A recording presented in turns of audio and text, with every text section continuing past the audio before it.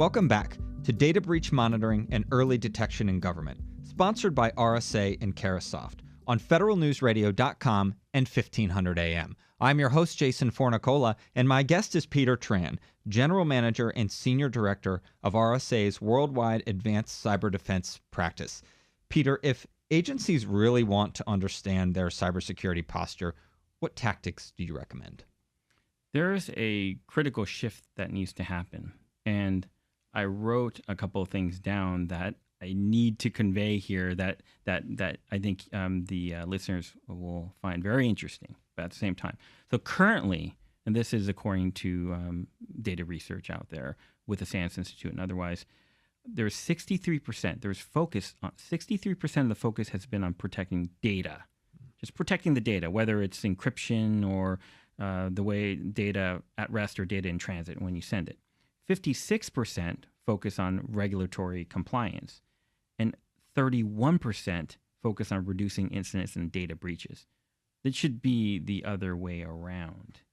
And I'm not saying that one is that I'm minimizing the importance of one or the other, but when a data breach happens, like we talked about before, it's because we're not driving enough visibility and knowing where our data is and the value of that data, which is called high value targets and critical assets.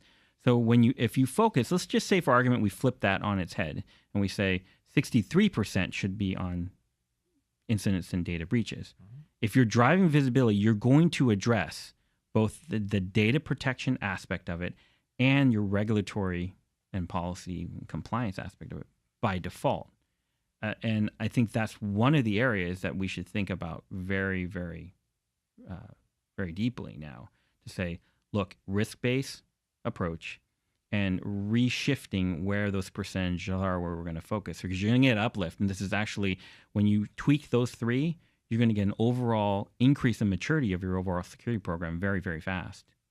In the beginning, we talked about after a breach happens, there are a lot of questions that may be easy to ask but hard to answer. If we're able to answer those questions more quickly and more fully at the time that we learn about the breach, how will that allow agencies to prevent or mitigate these future attacks?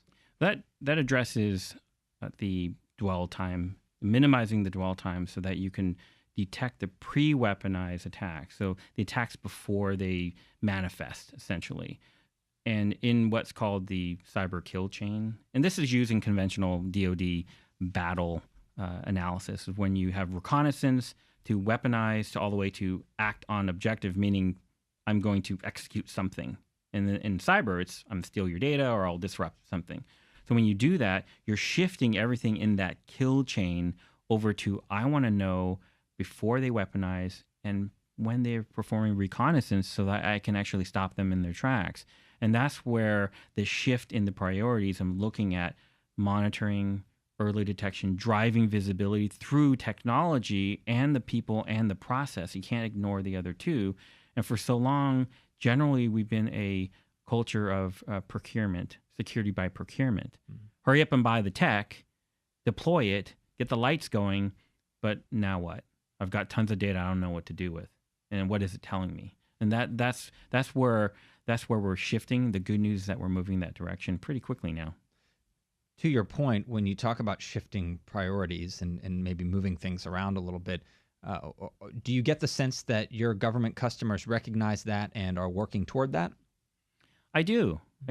In my day-to-day, I'm in the field a lot. Mm-hmm. I do get a sense that we are aggressively moving together in that direction.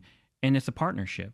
And the federal government is loosening and being more agile around what they need to do with the public-private sector partnerships to do that. So that is very promising. And taking a glimpse into the future there's tons of innovation happening, tons of innovation around artificial intelligence or AI, mm-hmm. machine learning, the ability to take data, learn from it, and give you and I, if we're the operators, actionable decision authority to make based on that command. And so you can act much quicker.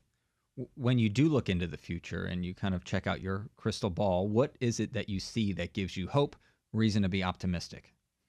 My crystal ball is on fire all the time, Jason. But when I look at it for that brief period of time, it's the efforts that we're both taking as partners, both innovating from technology, moving out of perimeter-based, on-premise data centers, and embracing the cloud and how agile it is, and be able to see more with that technology. And early adoption of that gives me great hope.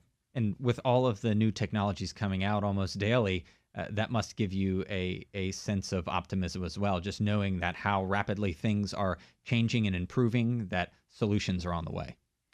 I see it every day at RSA, solutions on the way daily, and we're able to deliver those solutions with our partners to the federal government. And that's the most promising aspect, is just give it a little bit of time. You're going to start to see this improvement happening pretty quick. It's happening right now.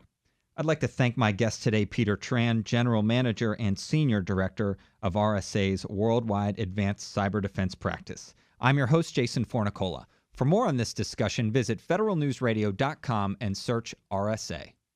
On behalf of RSA and Carahsoft, thank you for joining us. A link to the archive session will be sent to you shortly. If you requested a training certificate, you will also receive an email with download instructions after the webinar. This concludes our discussion. Thank you.